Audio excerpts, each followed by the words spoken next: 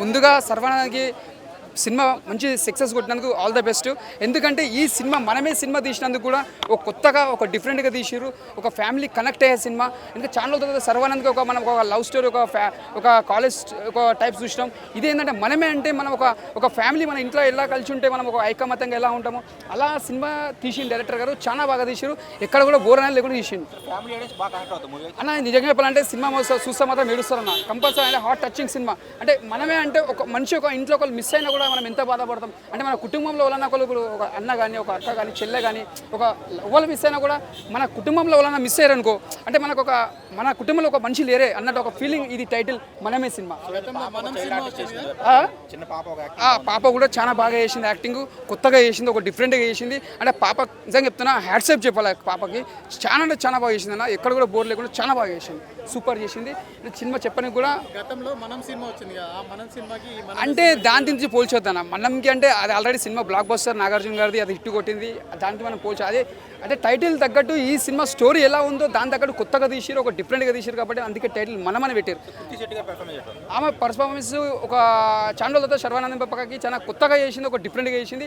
ఆమె కెరియర్లో ఇది మంచి బెస్ట్ మూవీ అని చెప్పొచ్చు. అంటే ఈ సినిమా చూసుకుంటే కూడా మనం ఒక హీరోయిన్కి కూడా పెద్ద ప్లస్ పాయింట్ ఈ సినిమాకి. ఎందుకంటే మళ్ళీ నెక్స్ట్ టైం కూడా మనం మంచి సినిమాలు తీయగలుగుతాం. ఎందుకంటే ఈ సినిమా అంత బాగా యాక్టింగ్ చేసింది, ఒక పోటీవాడి చాలా బాగా చేసిన సినిమా మాత్రం సూపర్ చేసింది.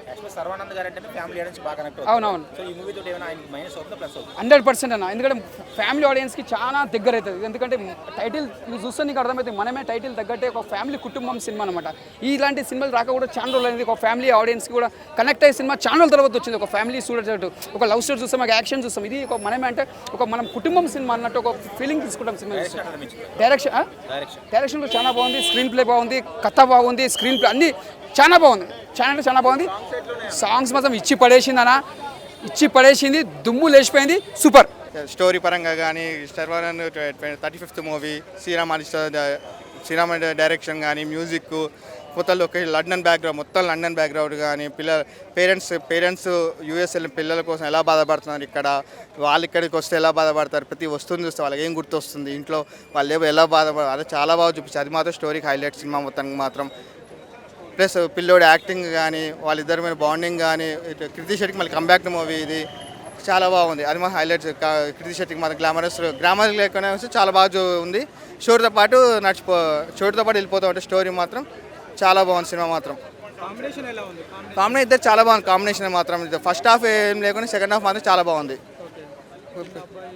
చిన్న అబ్బాయి కోసం ఇదంతా స్టోరీ అంటే వాళ్ళ ఫ్రెండ్స్ వాళ్ళ బాబు ఉంటారు, ఫ్రెండ్స్ చనిపోతారు, వాళ్ళు ఎలా చూసుకున్నారు, ఫ్రెండ్ కోసం వాళ్ళు ఏం టేకప్ చేసి అంతా చాలా బాగుంది. వాళ్ళ హోటల్ అంతా చాలా బాగుంది. రియల్ లైఫ్కు టచ్ చేయాలి. ఒకటే యూఎస్ఎల్ పేరెంట్స్కి మెసేజ్ ఇచ్చాడు.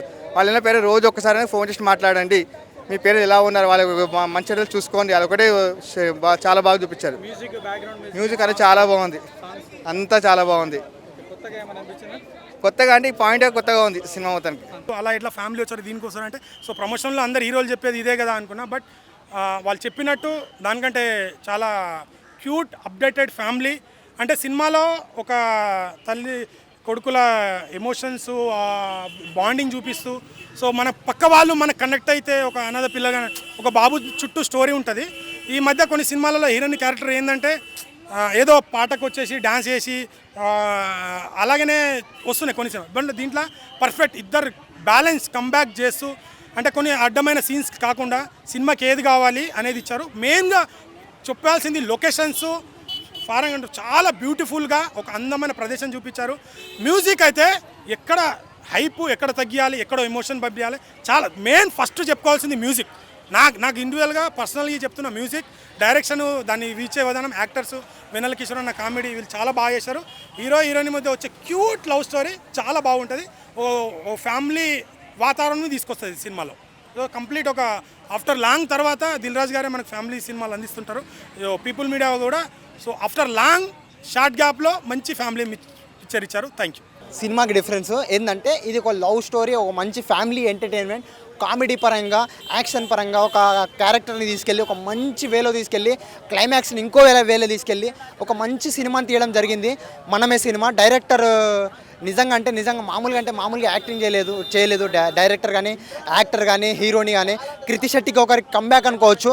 ఇంకొక సినిమా గురించి చెప్పాలంటే ప్రతి ఒక్క ఫ్యామిలీ ఎంటర్టైన్మెంట్, ప్రతి ఒక్క ఫ్యామిలీ ఆడియన్స్ చూడాల్సిన సినిమా. సూపర్ భయ్యా.